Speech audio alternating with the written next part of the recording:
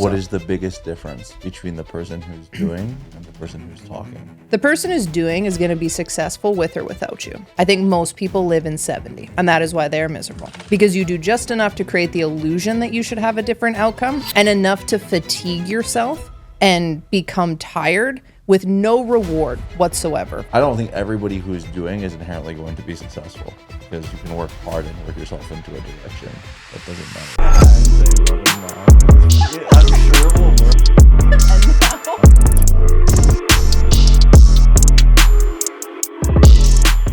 When I was in my early 20s, before I had created any level of success in business or career, whatever, just a little gumper, just starting out on my journey, you know, I was super excited about it. And I remember going on very infrequent, but a few various dates with different people, and classic conversation. What do you want to do? What do you do?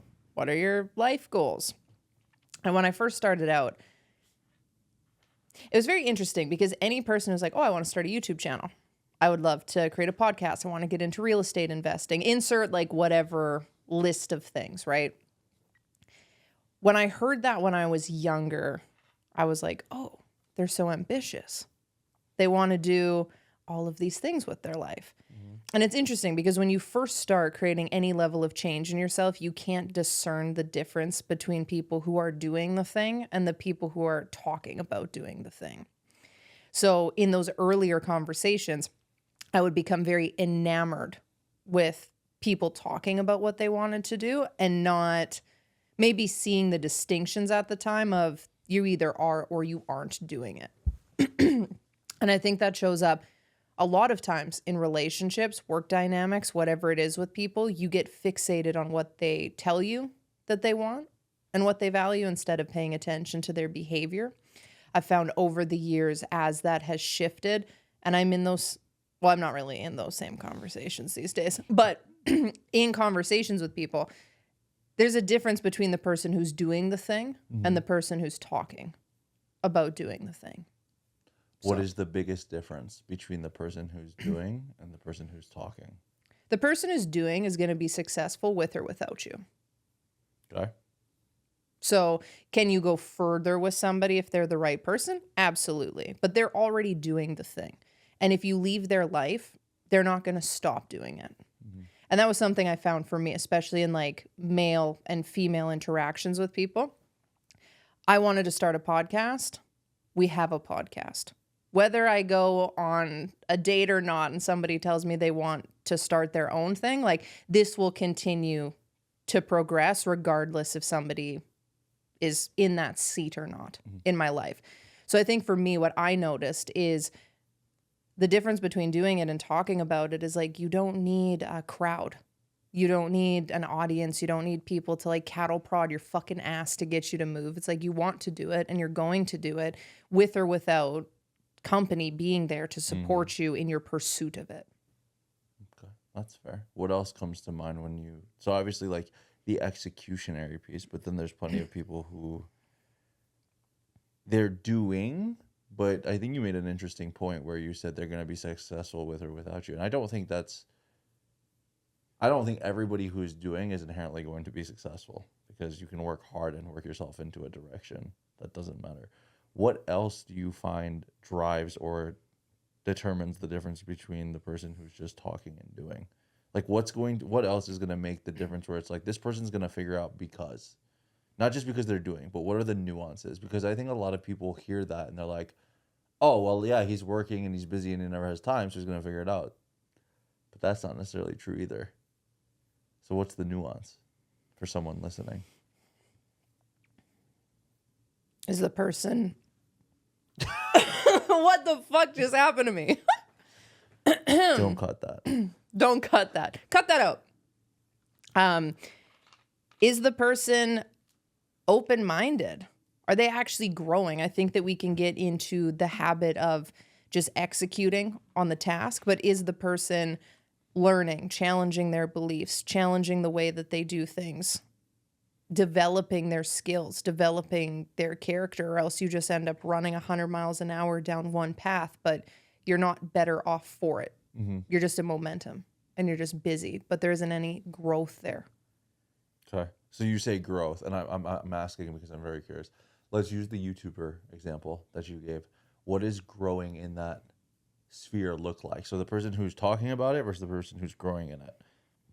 Because you and I both know you can be on YouTube for a while and nothing happens from it, but you may be making progress in other ways. Like there's more than one way to measure success. It's just like fitness. You might not be Mr. Olympia overnight, but like there are ways to create growth that indicate you're in the right direction.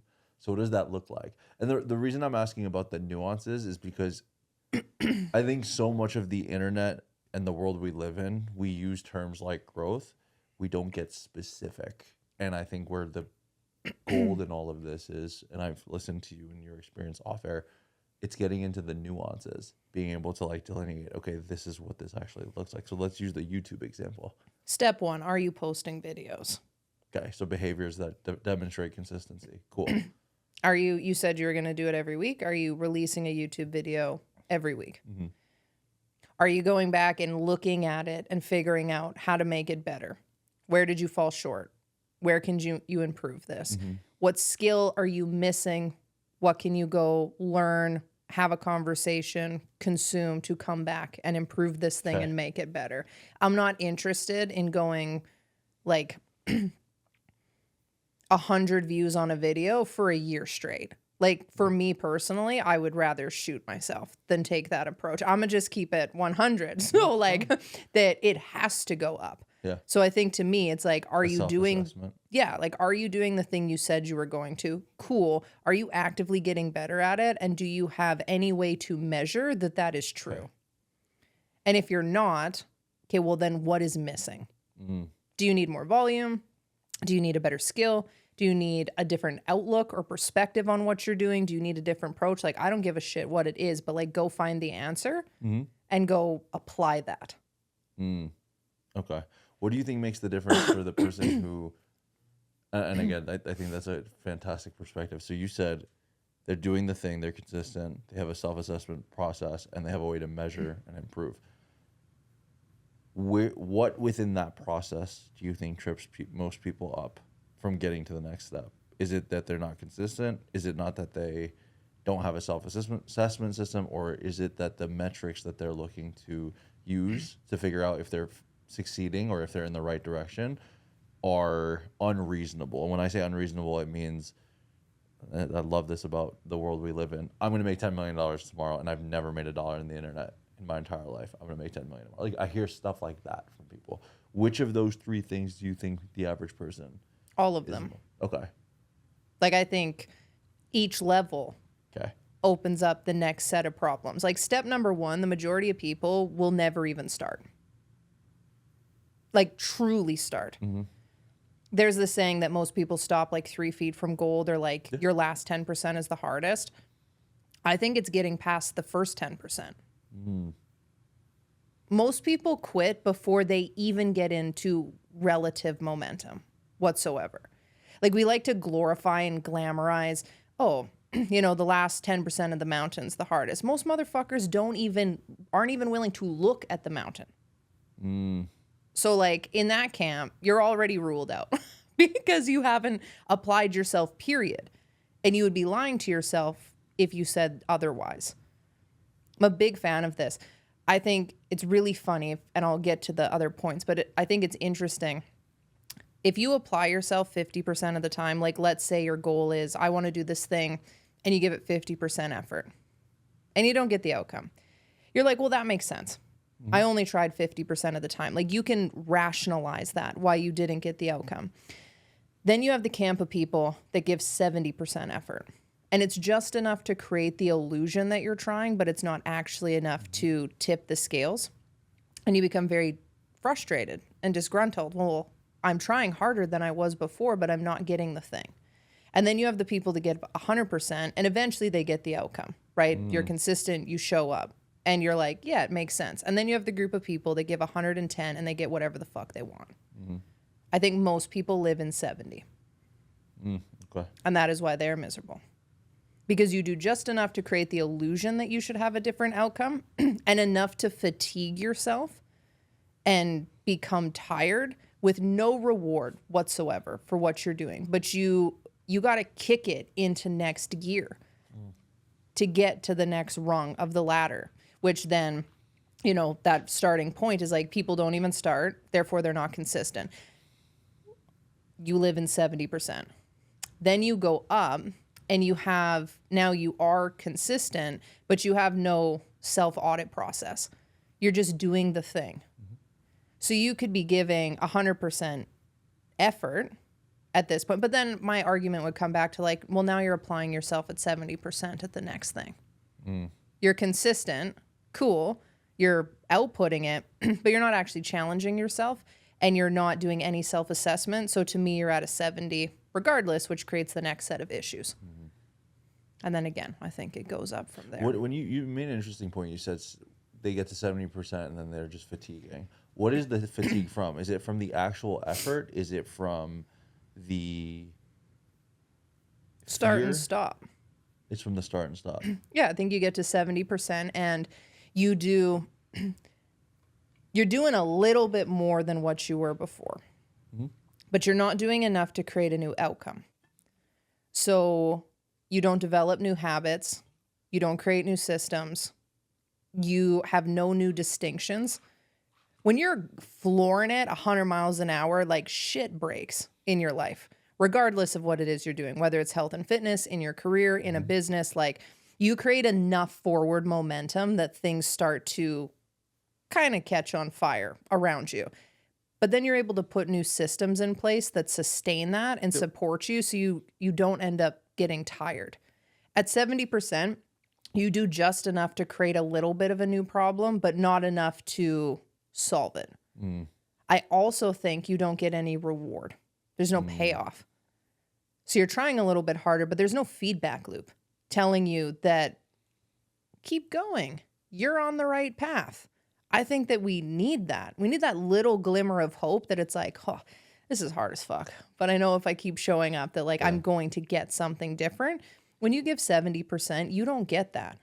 The only thing you see is hard work. I'm tired. I'm exhausted. This is bullshit. This is more difficult than it was 2 months ago. But there's no payoff to what you're doing. I think that becomes extremely discouraging. Okay. So we covered first things, consistency, and most people are never getting past 70%. Let's get into the self-assessment part. What is that? What are they missing? What's happening or not happening for the person? So we got past the consistency profile, and we said, hey, this person is not the 70%er, or 80, 90, 100, 110%, as you were saying. What's happening in the self-assessment process for some versus the others that is either yielding opportunity or leaving them in the same place? I don't think people want to take 100% responsibility. So when they are missing that self-assessment, they don't assume full ownership for their outcomes. Okay. It's still so-and-so's fault. It's still the system's fault. I don't have enough time. I'm not good enough at this. Cool, shut the fuck up and get better. Like, there's just a lack of ownership there. So I think that's one part. You're still outsourcing your responsibility to other people. Then I think you don't have checks and balance to, like, what is the metric that I'm optimizing for right now? And the behaviors I'm doing, is it moving me closer towards that, or is it moving me further away? Like, people don't even clearly define what success is to them. So how can you measure it? And how can you have like a self-auditing system if you don't even know what it means? Yeah, like what you're doing in the first place. And you can't even get to that point without surpassing the 70% effort. Because I think when you first start, you don't even have belief that you can do something. The average person does not wake up and be like, yeah, I can totally build a 7-figure business. If you've if you've worked a job your whole life and you've only ever got a paycheck from somebody else, or like you just have no reference points for something, right? Maybe you even grew up in a household where nobody went to college, nobody went to university.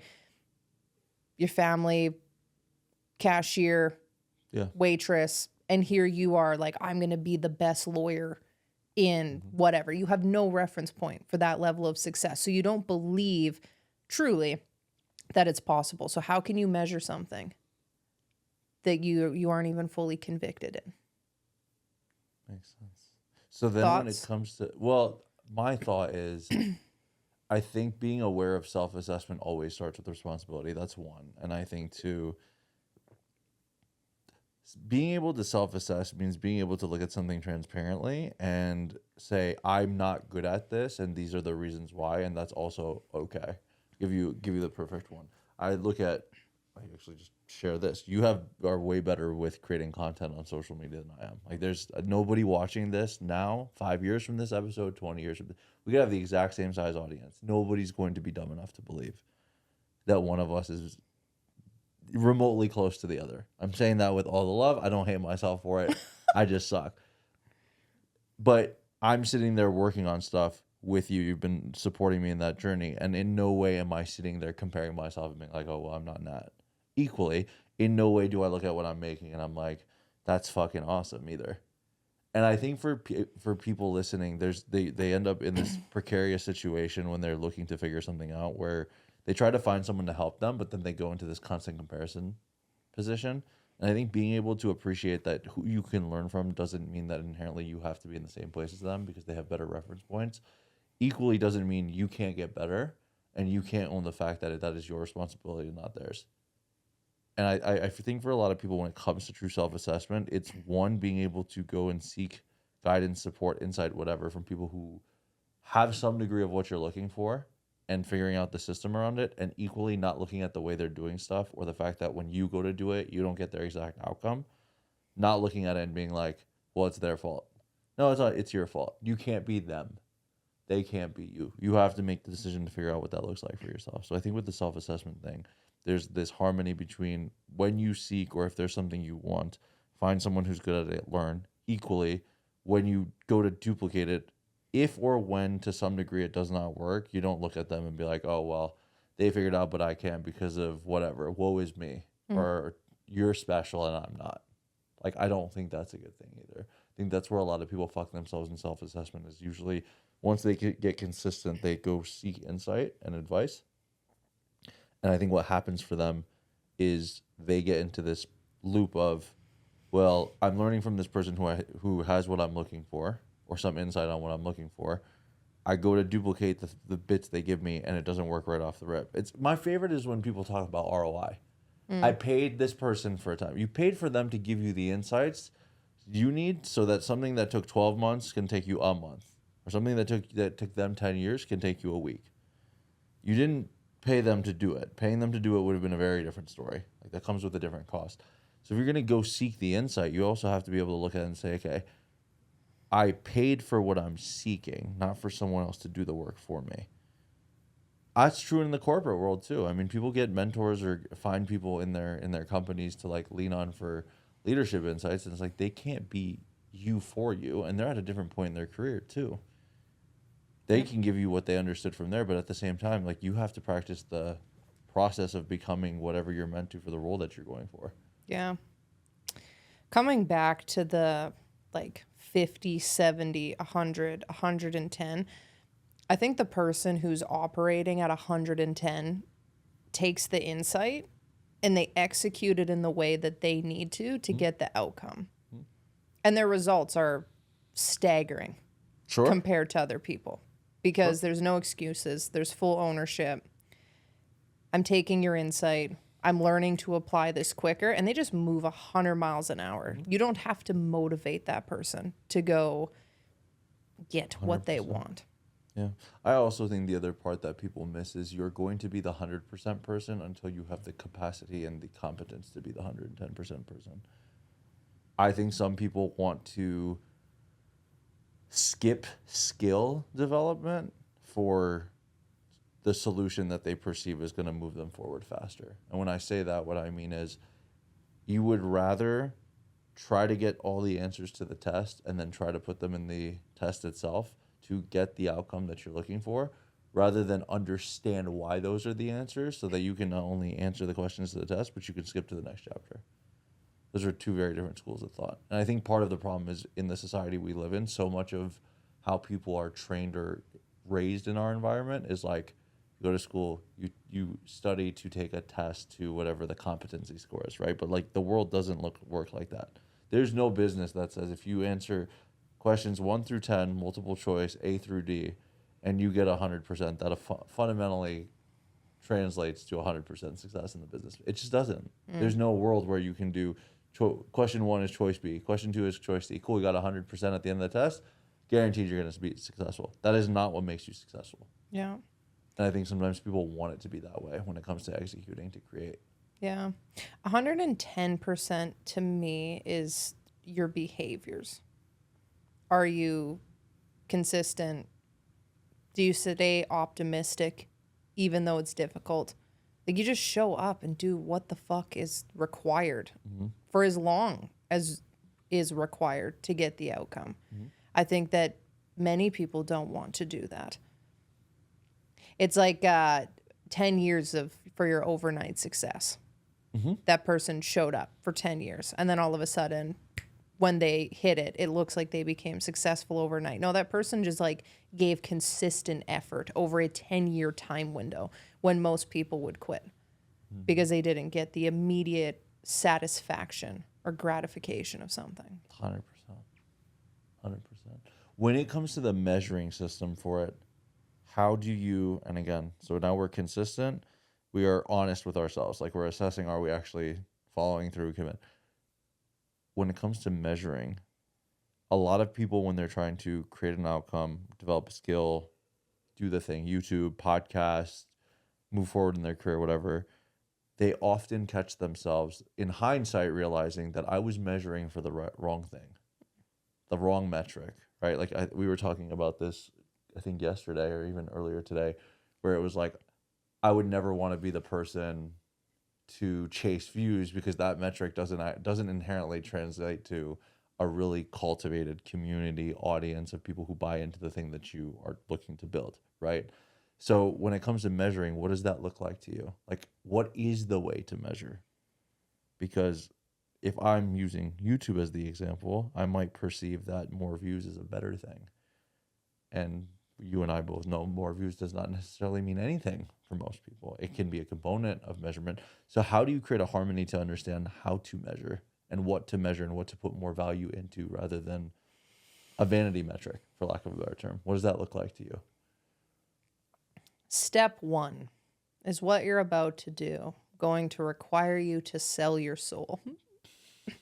Like, I think that's a very real question to ask because, like, if we just solve for that, everything else will get a lot easier. What do you value? And is what you are doing right now in the way you're doing it something that you respect? If not, then like that completely scraps this entire conversation. But nobody even starts there. Like, we bypass that and we go right to the shiny thing. Like, you can want a promotion and to climb the corporate ladder, get to the top of your career. But if you end up divorced and your kids fucking hate you, like, are you really winning? So what are you, how do you have to show up? Or is the approach you're about to take in the way that you are going about it congruent with the life that you want to build? Because I still think that you can get to the top of your career and you can have an amazing marriage and you can have an amazing family life. But you have to say, I give a shit about this. And there's certain things that I'm not going to let come in the way of this. Things you might say no to instead of saying yes. So I think number 1, I hate to say it. This literally makes me want to blow my brains out.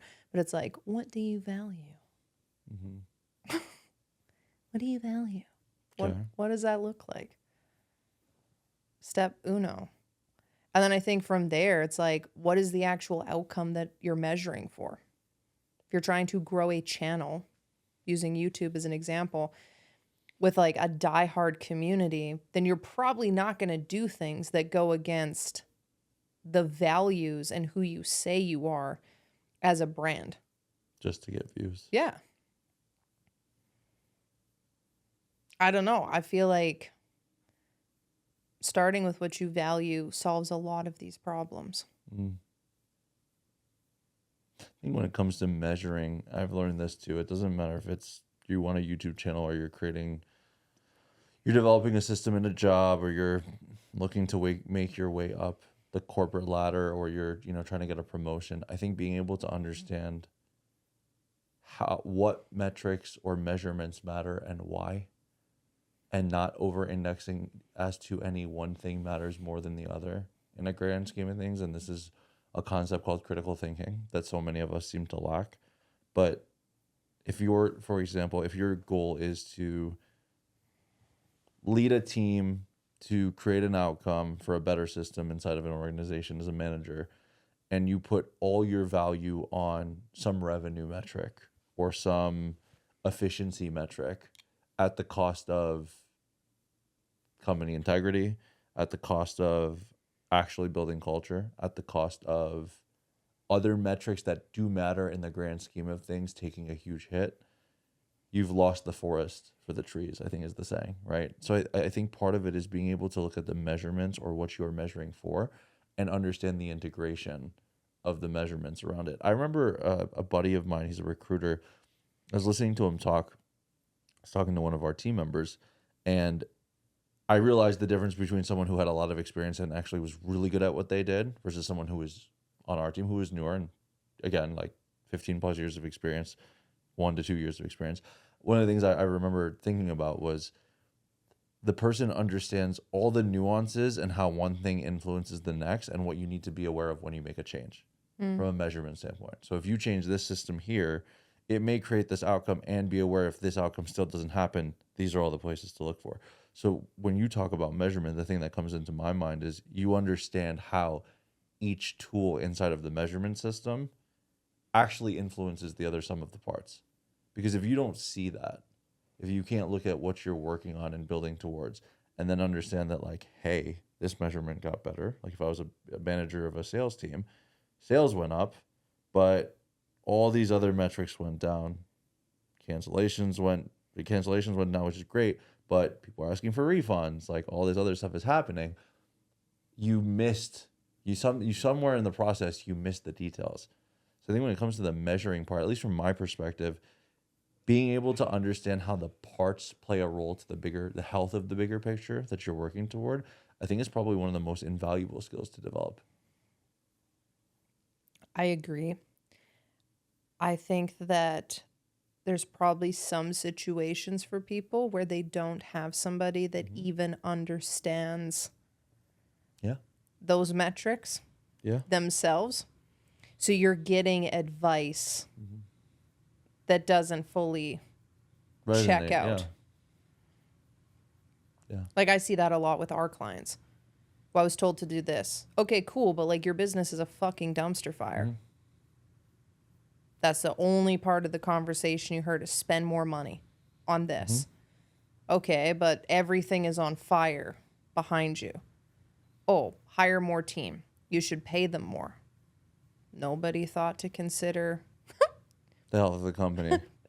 Anything else in the process? Like, I love that you want to pay people more. I bet they would love a paycheck longer than 12 months.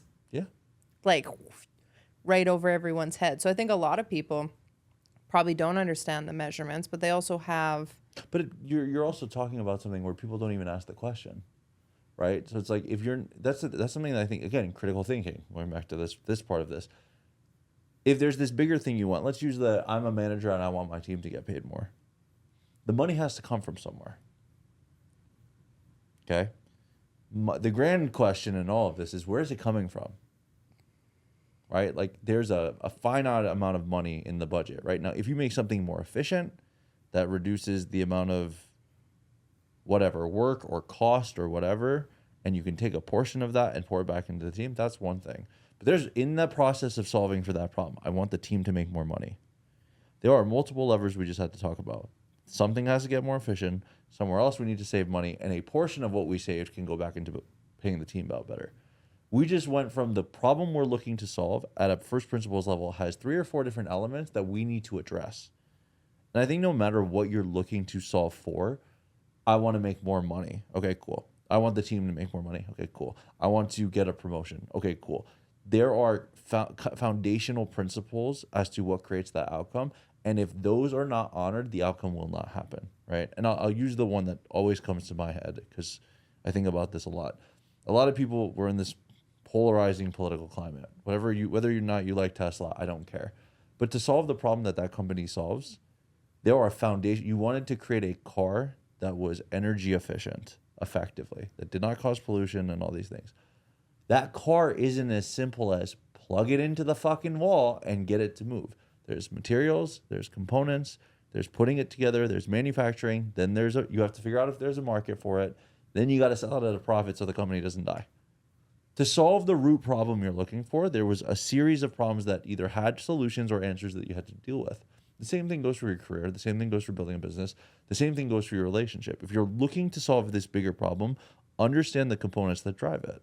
Because if you don't, there's no solution. So when you're talking about what to measure, okay, if you know you're going to show up and be consistent, great. Awesome. If you're going to have a self-assessment process and be honest about it, awesome. If you don't realize that the thing you're solving for has other components that are truths that you have to stay true to, if you don't want the whole fucking system to implode on itself at some point, you have to ask questions. You have to critically think. You look like you're going to explode. Me? Yeah. No. What are you thinking? I just needed to take a deep. You're like, I was like, well, oh boy. No, I just, sometimes it feels good. Just let out a deep sigh. I find people don't think. And I'm not here to cripple you with thinking. Because I think that's equally as bad. Yeah. Let's be real, though.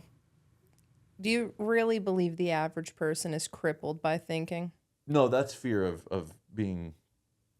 That's more a fear of being seen as imperfect. So this is just perfectionism. That's the issue. Yeah. We pulled that out. Yeah. And the problem isn't being crippled by thinking. You're afraid of looking like shit. Oh, I love... Let me just tell you something. People watching this are not even going to know this. I sit here with you every week. I make content. I look like shit for at least 25 of the 30 minutes we film. I look horrendous. She sits there on the other side of the camera and laughs the whole fucking time. It's great. I look like shit. There's nothing wrong with it. You once looked like shit filming on camera too. Still do. Great. We could get upset about it. What are you upset about? Mm-hmm.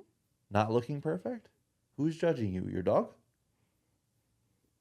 We have such an interesting dynamic with it. Perfectionism is the reason that most people don't even get off the starting line for 100%. Stuff. You won't even try. Mm-hmm. You fear rejection so bad that you won't even apply yourself. 100%. You bench yourself in games that you could fucking win. 100%. Because it's safer to sit on the sidelines. Yeah. And then there's the other side of it where you go to participate, and these are the 50 to 70% people. You go to participate, the immediate outcome doesn't work. And you automatically go to, it's your fault, it's the system, it's this. It's like, no, you're just not good enough yet. It's okay. There's nothing wrong with that. I once was not good enough to bench or lift as much weight as I do now. Anybody listening here, if you can, all of you can relate to this. You at once weren't good enough to pick yourself off the floor. It's called infancy. Okay? You literally, people, you are born and you can't fucking stand up. And when you were a baby, you never had a conversation with yourself like, I can't believe you motherfucker couldn't stand up. You didn't do that. You let yourself go through life. And eventually you could stand up. And there was a time you couldn't do a push-up. And you went through life and you practiced and that is part of evolution. We miss it. We go to try something new or go to build something in our career or go to start a new job or build a new relationship or get healthy. And we forget that when you were a kid, you couldn't stand up straight or walk. You could not live without shitting yourself the first 2 years of your life, most of you. Quite literally. If we all just took a second and thought, all of my endeavors are going to be just like my infancy, our life would be so much better. One of the best things I've learned, it's going to be like my infancy. There's a high likelihood I'm going to shit myself along the way. There's nothing wrong with that. What's wrong with that? No, really though. What's wrong with that? Nothing. I'm just laughing about the way you put it. What's The wrong likelihood we're going to shit our pants Yeah, it's is high. super high. It's okay. Seriously, like 100%. what? However long you think something's going to take, It's gonna take longer. 5-10x it. Now here's the beautiful part: you get better at pattern recognition. You develop certain emotional skills, so the shits don't stink as bad, and they're not as big, and you don't go through as many diapers and as many cleanups. That's it. This is a little niche. What I'm about to say is a little niche. Group. And the only people who will get it is anyone listening to this that creates content in volume. So it's a little niche. When I first started creating videos, it took so long. I was so awkward on camera to film one video that got clipped down to a minute, maybe even 37 seconds in length. It would take me 20 minutes to get it done.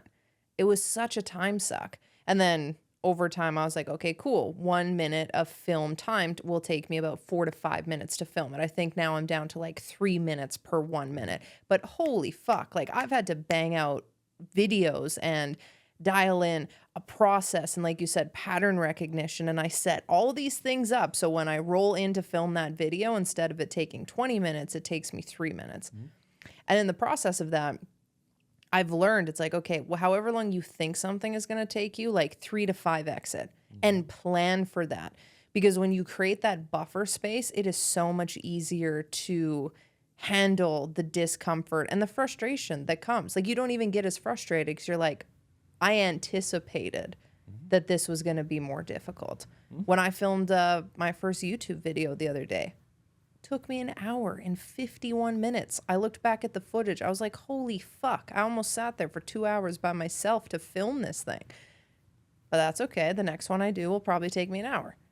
And the one after that will take me 40 minutes. And then it'll eventually get down to like 30 minutes for 15 minutes of cut time. But people aren't even willing to experience the discomfort.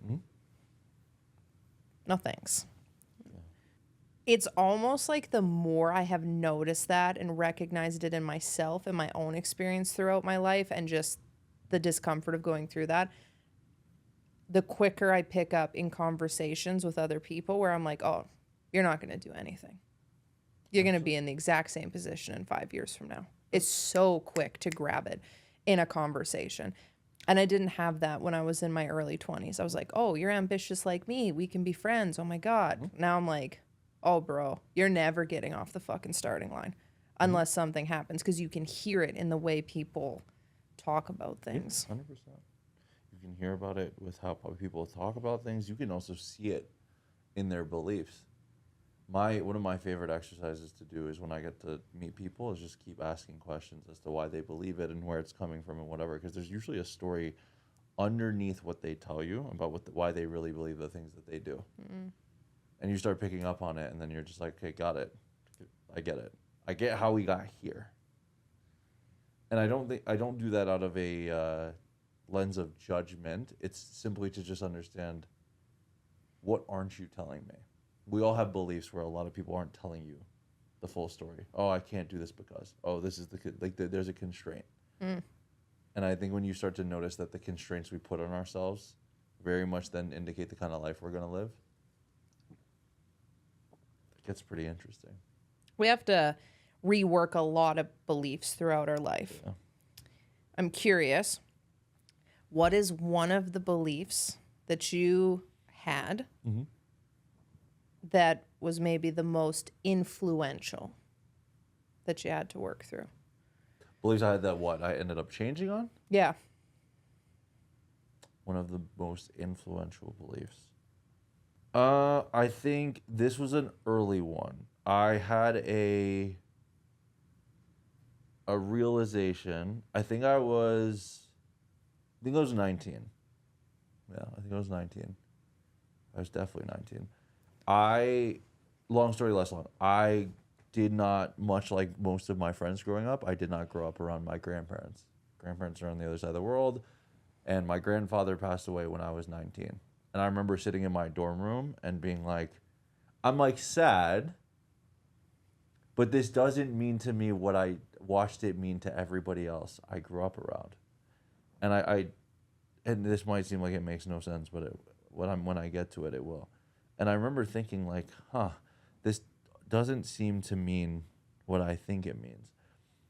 And then I remember sitting there probably a few days later, and my friends and I, it was my freshman year of college, and it was second semester. We had just all came back. Yeah, we had just all came back from spring break. We only had like a month left.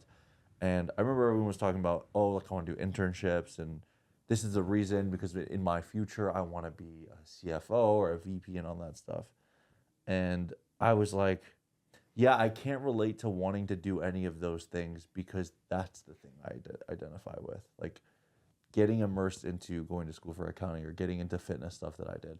And the one that I think it was probably most influential, and it also has played a huge role in my life, is I don't have to identify what something means for me based on what it means to everybody else. I think I at times had tried to up until that point.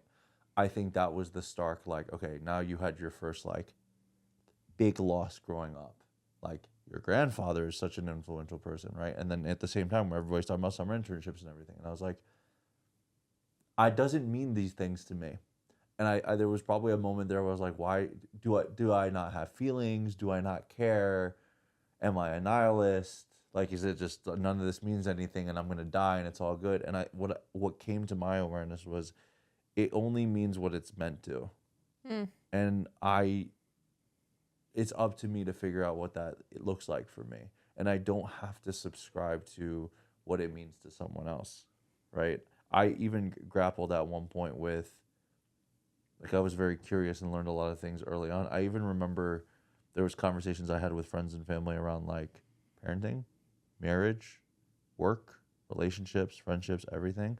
And I remember what was most at times almost bothered me was I would listen to so many people's different perspectives, and there was a lot of consistent themes, but I still wouldn't identify with that's going to be my life. And then what I realized is I can use those as reference points to understand the world, but I'm also not looking to have an average life.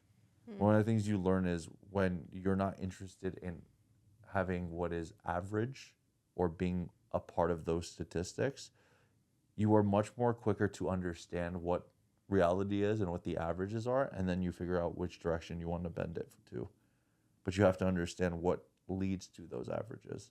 I think that was a big thing for me is once I realized I don't identify with a lot of these things that people do, and I'm also now deeply aware of the averages of what certain things mean to certain people based on context. I think it's almost like a gift that I didn't identify because I then decided, okay, who do I want to be and what does that look like and how I show up in the world? I think that was a very,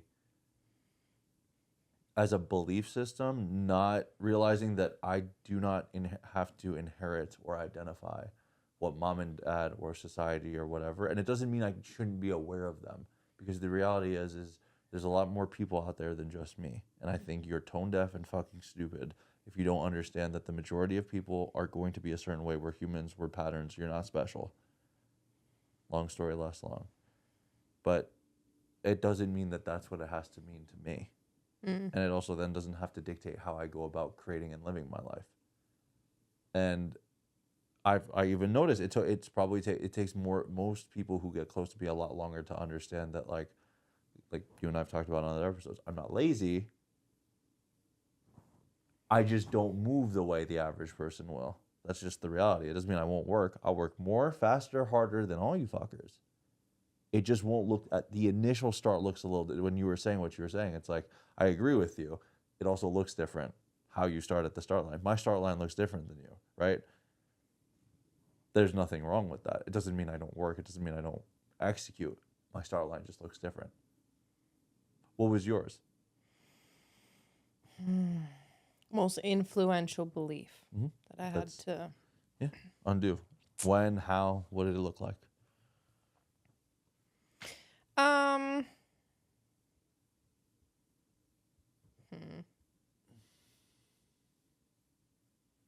I would say the belief when I was in high school, but I don't know if I had to undo that. That was more just I needed to apply myself. Which is what? Like I remember being in grade 12 thinking like I can be, do, and have whatever the fuck I want if I'm just willing to show up and do it. Like, go fucking get it, kid. But I don't know if that was a belief. Like that belief was there, even though I was doing some janky shit and was a little wild. I was just like, nah, it'll buff out because when I turn on, it's fucking game over for everybody, which was true when I decided to snap out of my crazy teen years. I would say a huge belief was when I first started creating content and marketing and trying to build my online business. I was so nervous. I didn't want to put myself out there. What if they judge me? What if they reject me? Oh, I'm scared people will think I'm high maintenance. Like insert all these terrible things, right? People are going to reject me. And I remember getting a photo shoot done out in a public setting and people were walking by, just looking at the chick, getting her photos taken. And I wanted the floor to open up and swallow me whole. I hated it. It was like, what if they think I'm high maintenance? I was wearing a fucking poncho with like a big baggy scarf that like was drowning me in this scarf. And I was like, they think, that I'm high maintenance. And the belief I had was like, just scared of being judged, that people would reject me. And I remember going home from that photo shoot. I was so uncomfortable. I hated it the entire time I was there. At that point in my life, I was super broke. So I basically just spent money to get a photo shoot done that was a horrible experience. And I remember sitting in the vehicle and I was just like, if you do not get over this, like you will be broke for the rest of your fucking life. And that was just like, ding, like in my mind. I was like, none of these people pay your bills. You want to build your business. You want to put yourself out there. You have to market yourself. Like you got to get good with that. And the fact that not everyone's going to like you and you don't have to fucking care. And then shortly after that, I started making money online because I stopped giving a shit what other people thought about me, which only progressively got more intense over the years. I was willing to push the boundaries and I'm still like that. My favorite thing in the world is figuring out like just how fucking close I can get to that line.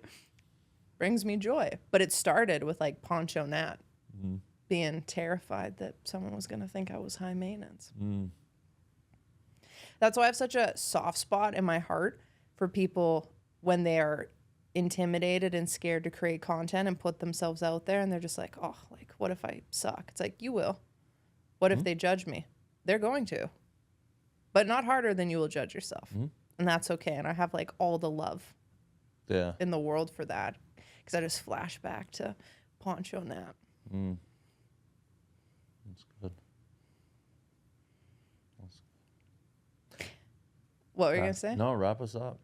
I was going to say, I think a lot of people look up to others on social media. And it's like, oh, if I could just be like that person. It's like, oh, yes. But you don't know where they started. You also don't know what they went through. Yes. And all the discomfort and all the things that happen behind the scenes that nobody will ever know about. And they don't need to in some ways. So I like to remind anybody who wants to like pave their way in that arena. It's like, do it. Post the video. Who gives a shit? You will look back and there will be a point where you appreciate where you started and it will make you smile. And you will look at that person and you won't feel humiliated or ashamed. And instead you'll be like, fuck, you had balls. To just like go out there and get it. Like, good grit. Way to get in the fucking arena. So it's my friendly reminder, my public service announcement for any of you out there who are like, go get what's yours in whatever capacity that looks like. You'll never regret committing to a journey that serves a greater purpose than just yourself. Subscribe to the Huddle, please. That's natural. Blood, sweat, and tears. Oh, Jesus. Go into that. We write till our thumbs ache. So, subscribe. And to the podcast, too, because it'd be really cool to have more than 110 fans. Yeah, we get more views than subscribers somehow. So, if you're watching or if you're listening, please like, follow. It's paying my bills. And if you want to see Poncho Nat, slide into my DMs and I'll Oh my God. toss a little pic your way.